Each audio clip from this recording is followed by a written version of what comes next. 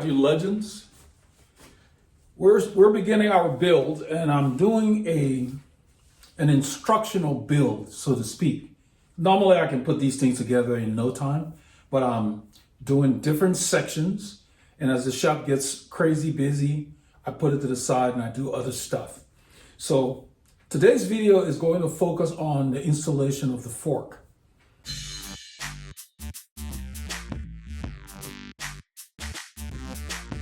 And you may wonder, why are you starting with the fork? Well, the main reason is to get the structure of the bike together. It doesn't matter what kind of bike you're building. You want to put the bike together so you have the whole frame and the fork together, and then you begin your build.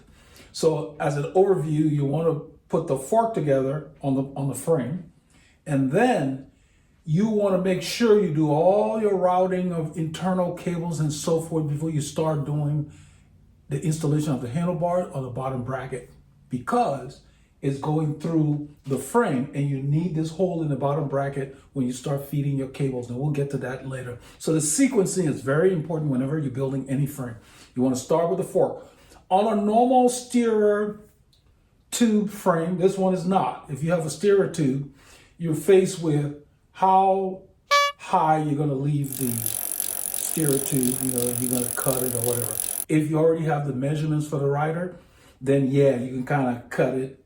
But a lot of times you would install it without cutting it until the rider gets a fit or brings you their numbers and so forth and so on. So a lot of times you just kind of do the build. If you already got the numbers, then you will cut it to the rider's fit specifications.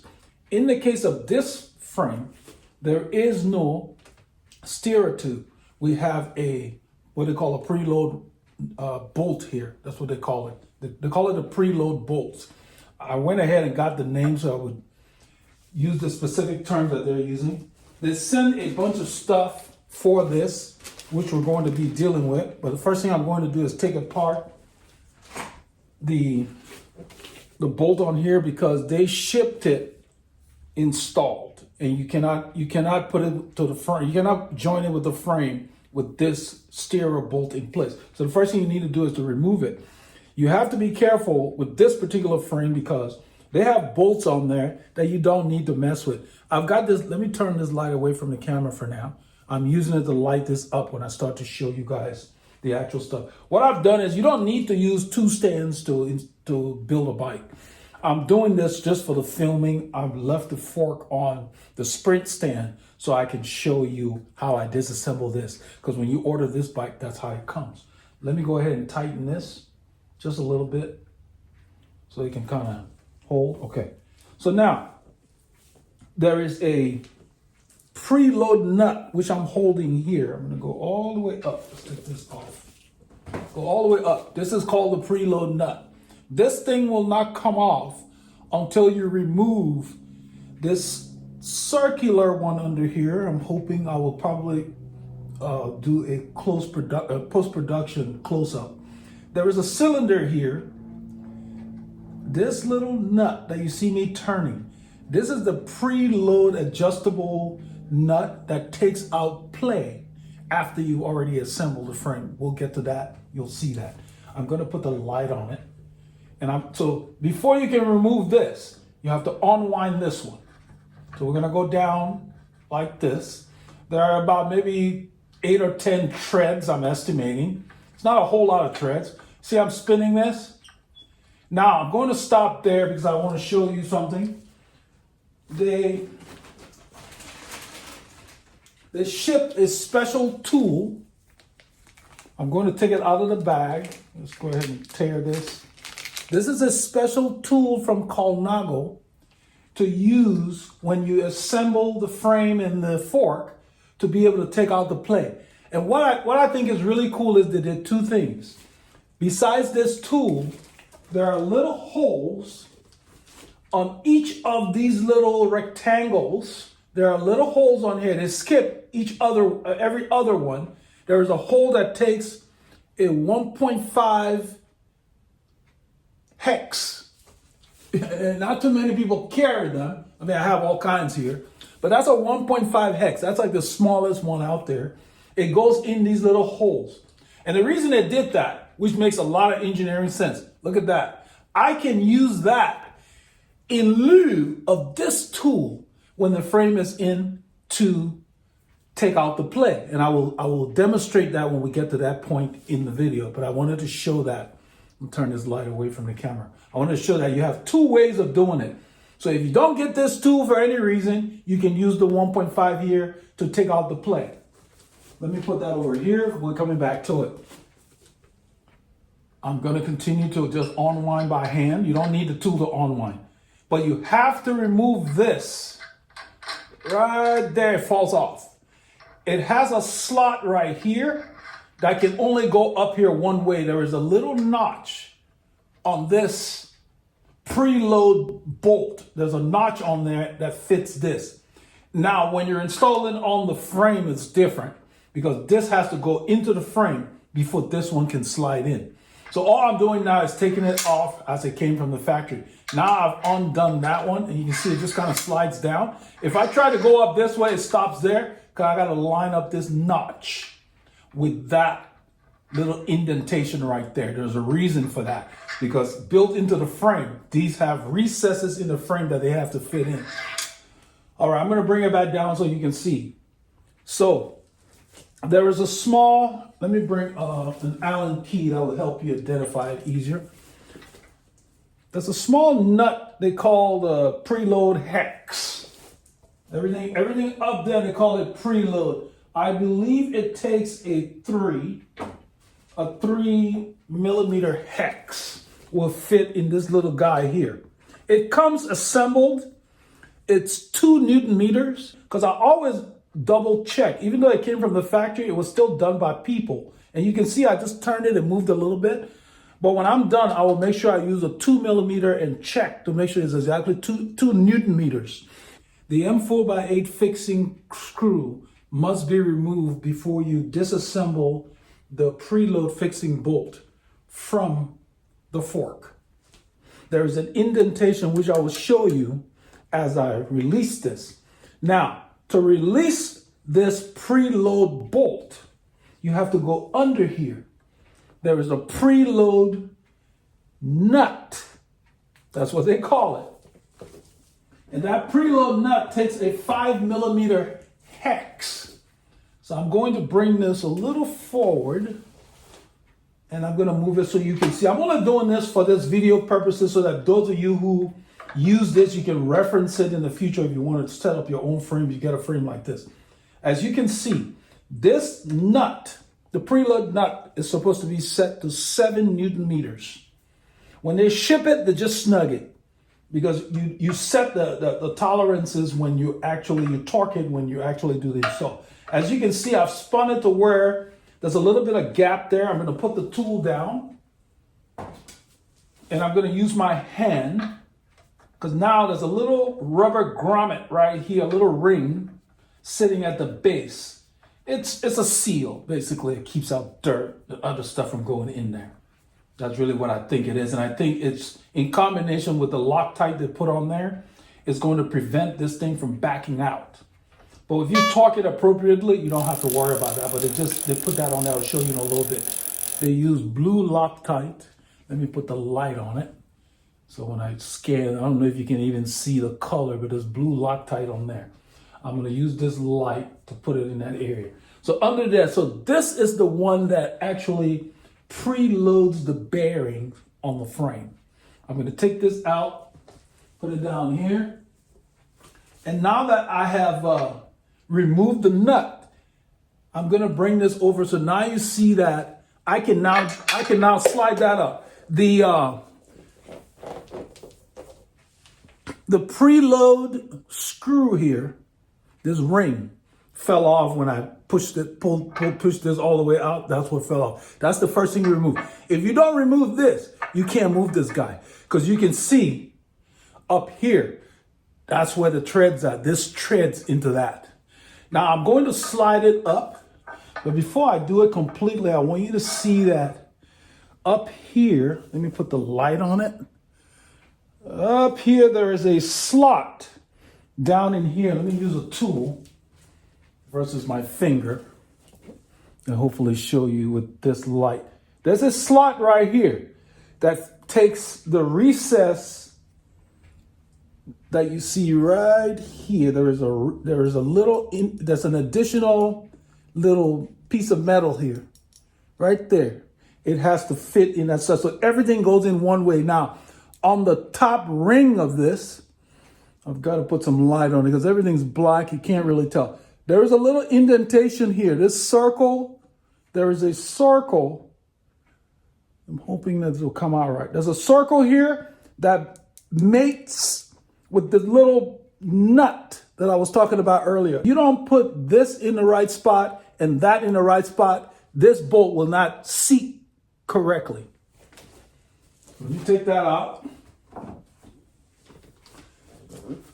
The other thing you have to remember to do is you're trying to make the top, this little, it's almost like a wedge, but this needs to go into this area on the frame right here. And so you have to remove this little, it's like a headless nut. I believe it looks like a 3, and I will explain why. That's a 3. So this one right here comes pre-installed. It's a 2.5 actually, not a 3. It's a 2.5. It's close enough to. Okay, you want to take this out. This is almost like a ceramic material. It feels very tight when you're backing it out, but don't leave it there because it will interfere with this thing's ability to sit in when you're trying to mount the fork after you put the bearings in.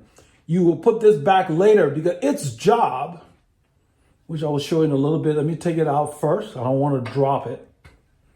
My shop has very soft floors. I have these little wedges. It's almost like a zigzag kind of a puzzle floor that they use to keep the floor soft. So when I drop things, they don't necessarily bounce, but sometimes they go in an area where everything's black, you can't find it. So I'm very particular with little things. I'm not spending time looking for them. But I have it to where the floor deadens everything. You can see how long this is. Okay, let me take it off the tool. Okay, its job is to make sure that once you set the preload, let me bring the preload. The preload nut here. Okay, its job is to make sure it gets into one of these spaces and stops this from backing out when you're done. I hope that makes sense. You can see the indentation in there. It only goes in one way. You got that little circle that has to mate with the preload bolt.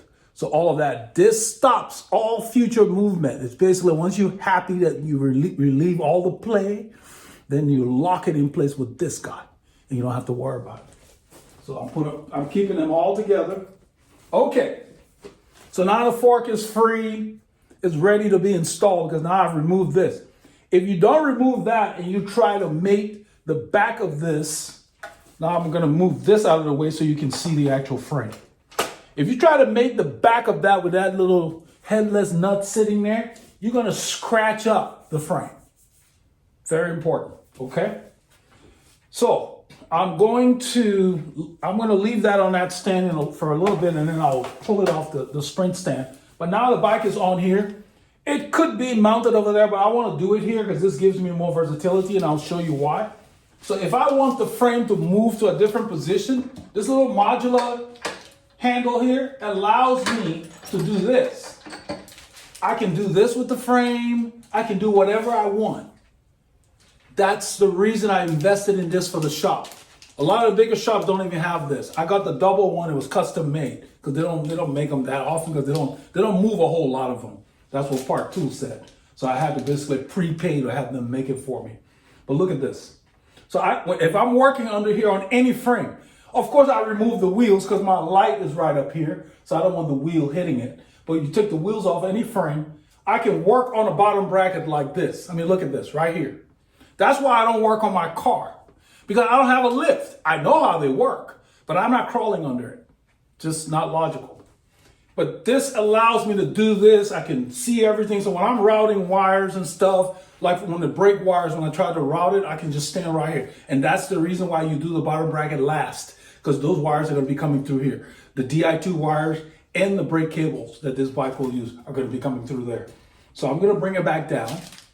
And then you put it in whatever position you want, and then you lock it here. I don't know if you can see that. I'm going to lock that there. So this stand makes my life easier. I can turn out a lot of bikes out of this shop real quickly. Colnago sends a bag with all the little things for the headset in here. It was in that accessories bag. So I removed them. I marked everything. It just says bearings.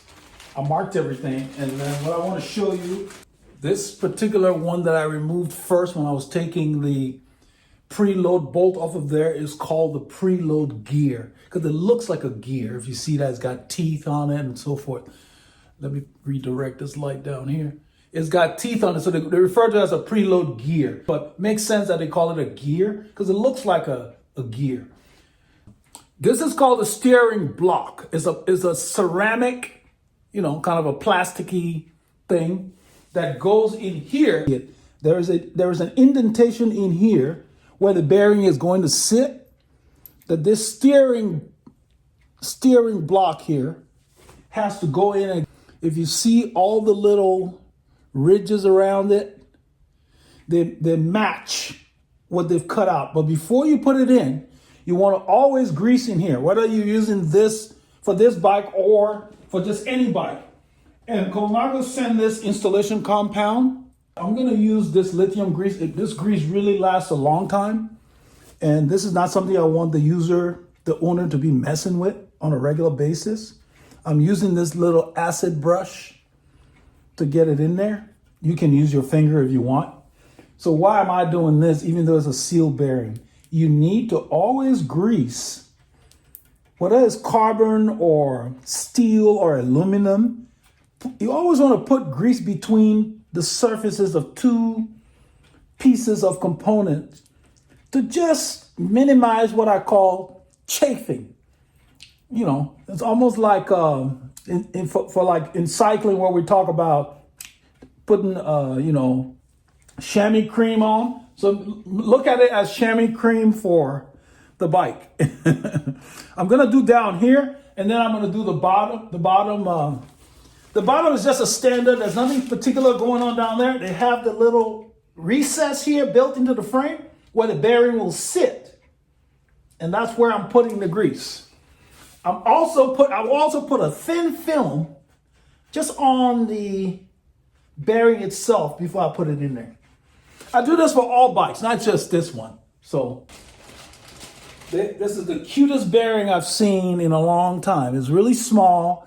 It's made by Ceramic Speed, and they've got all the specs on there. It's on here. It says by SLT by Ceramic Speed, and then they give you the specs. Let's see here. It's 19 by 30 by 6.5. That's the dimensions. 45 degrees. That's how the bearing sits in there. 45 degrees by 45 by 45. That's basically the angle of the outer casing of the bearing, and that goes in there. Now, when it came from Colnago, it was like this in the package. They had this little steering block inside the bearing in the package. Okay, I'm going to show you something here.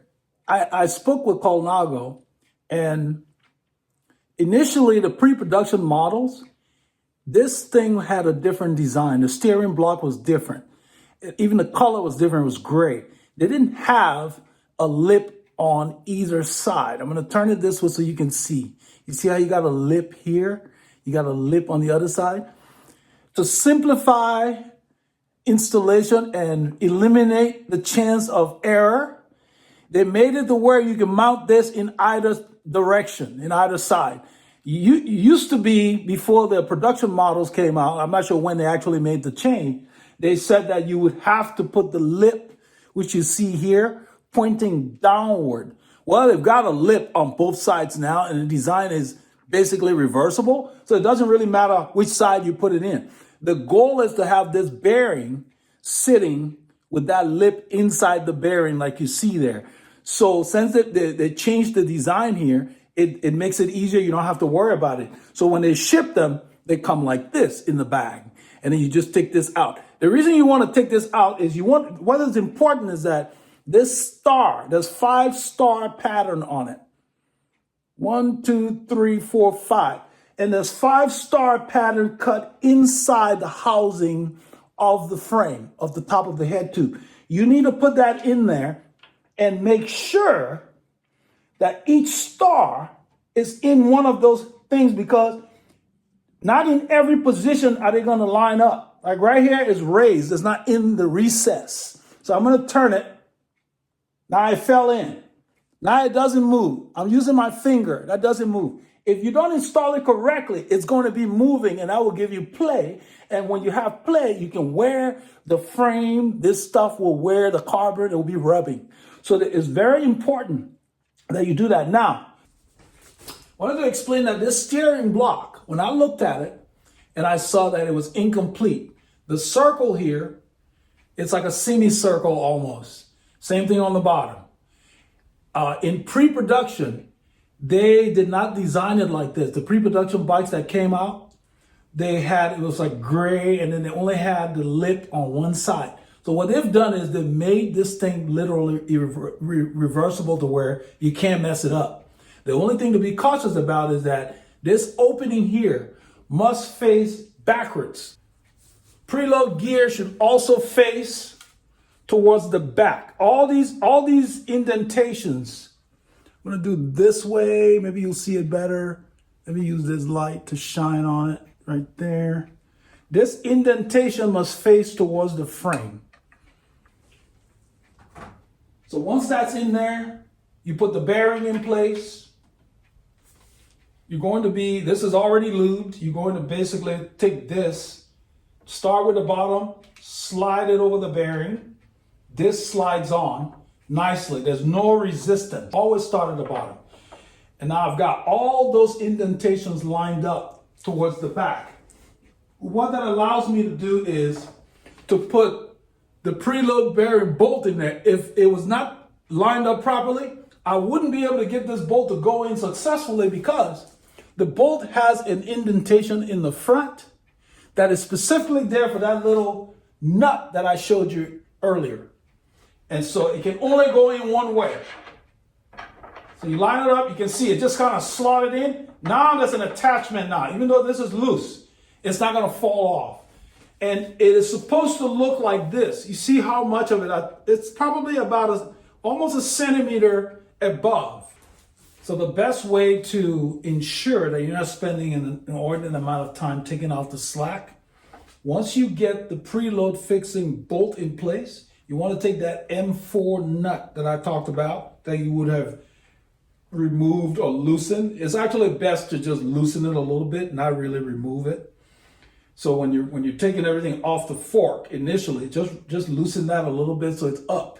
Because by it being up, it's still here, it will stop this thing from rotating. Otherwise, to hold it in your hand, it's just not practical. So this little bolt on top, just loosen it a little bit initially when you're taking everything apart. Since that M4 nut was just loosened a little bit, the little nut, when you put this guy back in and you raise this up, it fits perfectly in that little indented slot in front that I've shown you already. And by you keeping this up, this allows you to have access to take the play out of here. So when you put your hand under here and push this up, which gives you the play, you can see the gear. Because that little nut is there, the M4x8 nut, then you don't have to put your hand here to hold it. It just really is more efficient. And then you use this tool to take out the play. You want to turn this counterclockwise until it stops and you can't turn it anymore. Don't get excited and act like you're in the gym using force. Just turn it till it stops and you're done. And then after that, you're going to go ahead and put the preload nut at the bottom. It's going to seem odd that you're turning this counterclockwise, but you have to realize the threads on the preload bolt are up top. So you turn the gear counterclockwise to get it to go up, to mate with this guy, which brings that preload bolt to be flush with the top of the fork. And now this little nut that I left up top needs to be secured. But I only secure it after I make sure I use this tool. The tool is really just used to, it's like you spin it under there. And now this has stopped. I can't even see it. It's basically moved all the way up to where I can't see it. Right there. And now I'm going to secure this guy. Because now this is flush. The preload bolt is flush with, I'm going to bring the camera so you can see it. Let's bring the frame down. The preload bolt is this guy. Now he's flush. This one needs to now be tightened. But before I tighten it, you can see the circle has moved a little bit to that side. So I'm going to move it over a little bit. Let's see if I can just use some kind of maybe a 6mm Allen key or something to just fit it in there and turn it. You don't need a lot of force. There you go. I just used a 6mm key on the top of that and it turned. Now the circle here is lined up directly with this guy. This guy's job is to stop this from rotating. So now it's lined up correctly. It's perfectly centered. Now I'm going to go ahead and screw him in. He uses a 3mm Allen key. Let's see here. That's a 3mm Allen key. And they said, so I'm looking, whenever you're screwing things down like that have surfaces that they mate with, you always want to keep your eye on it as they get closer to make sure it's still lined up perfectly. And I just saw that that's off just a smidgen. It matters so that you don't ruin any of the components. So I'm going to move that thing just a little more to this side so that when that gets in, it's perfectly in that recessed hole right there. Hope you can see that. I'm going to go, yeah. So now this bolt is going down at the top of that little recessed hole right there. Right there. So this preload bolt that I'm about to put under here comes with an O-ring and blue thread locker on it to prevent it from loosening during use. This is the one that you're supposed to tighten to 7 plus or minus 1 Newton meters. After tightening it, there will still be play here, and that play will be taken up by coming back up here and using the preload gear to take out the play. Okay, so I'm going ahead and tightening this now. I'm going to use this tool here. It's a 5mm, but I'm going to manually start to make sure I get the threading started first before I do anything with the automated part of it.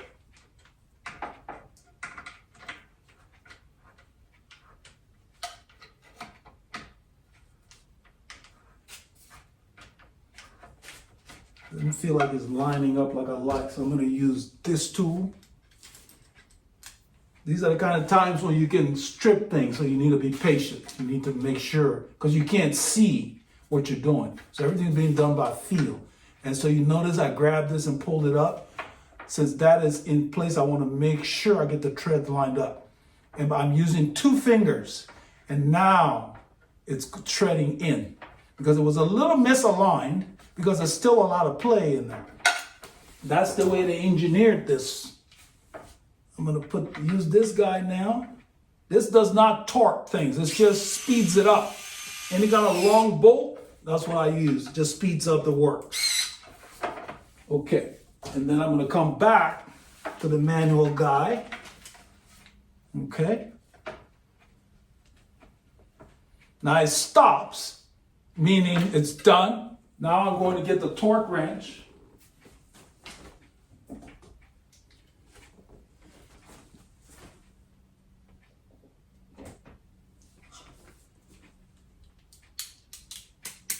I'm going to set it to about 6, let's see, yeah, right about 6.97. It says 7 plus or minus. I'll put it right on 7. This is not something you want anybody messing with on a regular basis. So you want to make sure. So it's already tight, and now I'm just torquing. I'm going to hold the fork and the head tube as I turn that. It takes any pressure that yeah, there you go. You hear that? That's 7 Newton meters. It's at 7 plus or minus. Now look at that. A lot of play. That's normal for this bike. I'm going to undo. I spent a lot of time talking to the Colnago folks and sending them emails and so forth. And so that's why it took a while. You've probably seen this video. It's been at least a week because I wanted to make sure that everything was up to spec. There's not a whole lot of paperwork on the thing because it's so new. All right, so let's put this up.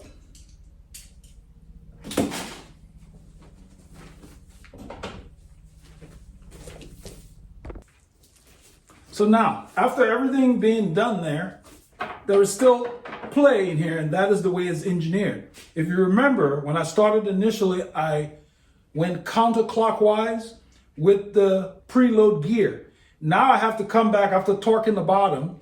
I have to go clockwise with the preload gear. You have to use this same tool. You kind of have to fish it out because it's flush under here. And you kind of just reach in and you pull it. If you think about it like a lock ring on a bottom bracket, you're hooking that and you're pulling. And I'm bringing it clockwise to fill the gap, so to speak. As I do that, the play has significantly lessened.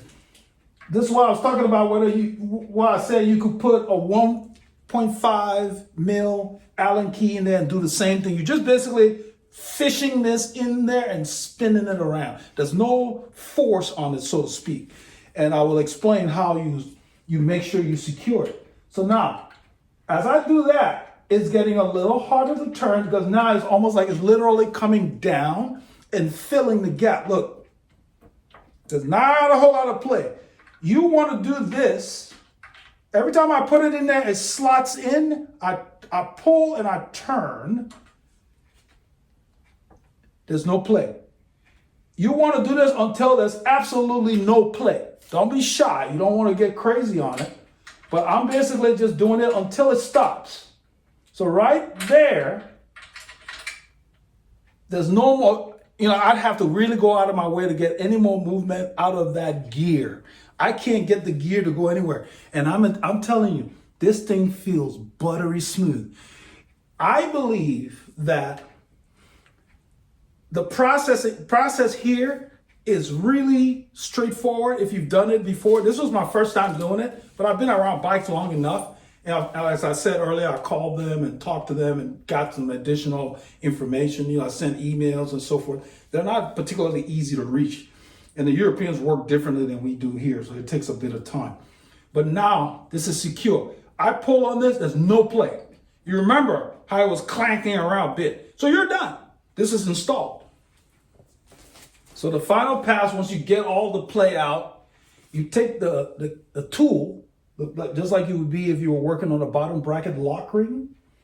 You can see here, there's a space there. You can see the gear. You slip it in there. You hook it right there. You see where my fingers are? And then you just use your fingers. You tighten until it doesn't move. That's it. You don't need to use your whole hand. Once it stops, you're done. But you're making sure there's absolutely no more movement in there. Okay? That's it. It's tight. It's not going anywhere. It's like a lock ring on the bottom bracket. And I think this is an excellent change. And when I turn this, there's no binding. The customer talked about this where he said when you turn your bike, you see the word Colnago. When it's straight, you see their little avatar or logo. That is so cool. Colnago, you turn this way, Colnago. So now that everything is done, I'm happy. There's no play. It's nice and smooth and everything. It's actually very easy compared to a standard bike because it's pretty straightforward. And so what I'm going to do now is the little, there's an M5x16 nut that I took out, the long one. I believe it's 2.5. Or is it 3? It's 2.5. This is the headless nut that I took out so that I would not scratch this frame. You can see how long it is. You turn this to the side, and all it does, it goes in there and it locks onto the gear, the preload gear. And that will prevent this stuff from backing out. So basically, this is almost like a Timex. There's not going to be a whole lot of adjustments going on this headset compared to the standard headsets that we have. I'm just turning it till it stops. They've got some blue tread locker on the bottom of it. Right there is beginning to stop because I just wanted to make contact with the gear. So it basically goes, as long as you saw that it was, it's gone all the way in and is now flush with the back of this thing. So there's nothing sticking out to touch this frame. That's the reason why I said earlier that you want to remove it completely before you assemble this, because when they ship it, they leave it halfway in because this fork is not near the frame. It's independently shipped. I hope that makes sense. And this guy, now that is locked in, the blue tread locker that was on it, right there. And usually these kind of bolts here, I don't use torque wrenches on them. I mean, it's a small nut. I'm not going to use a torque wrench. I'm just going to clean the little blue thread locker. It's now in there flush. I had to turn it to do it. See, I can put my finger there and rub on it. It's flush with this guy. So there's nothing to touch the frame. And at this point in the build, you want to stop. You don't want to do the handlebars or anything else because remember, we got to do some routing because this bike takes internal everything. And so this is a phase where you stop, and now the next thing you see will be the routing, the brakes and different things like that, okay? So